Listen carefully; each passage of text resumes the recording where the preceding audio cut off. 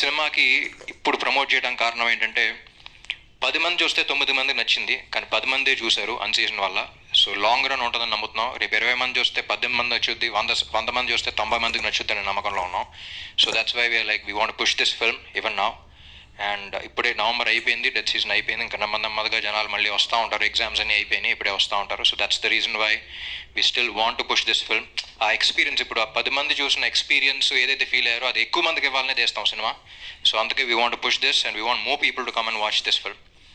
And Ravi గారు, మీరు అన్నట్టు ఈ సినిమా కాదు అనుకుంటే మాస్ కొట్టుడు అన్నీ కాకుండా అవి తెస్తూ ఉంటారు, వాటితో బ్లాక్ బస్టర్లు కొడుతున్నారు. But at the same time ఇలాంటి ఆనెస్ట్ ఫిల్మ్, అంటే మేము ఇలాంటి సినిమాలు తీయగలుగుతాం, మేము రైటింగ్ ఎంత గొప్ప సినిమాలు రాయగలుగుతాం, బీట్ రైటింగ్ కానీ, beat the points that we select కానీ, ఇలాంటి సినిమా తెలుగు సినిమాల్లో కూడా వస్తాయి అని చెప్పడానికి తీసిన సినిమా ఇది.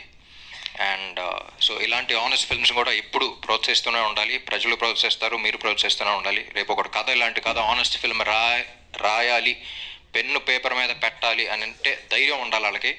ఇలాంటి వాళ్ళు వింటారు, తీస్తారు అనేది, ఆ ధైర్యం అనేది ఈ cinema. And Vivek and Mervyn, I'm always proud of you.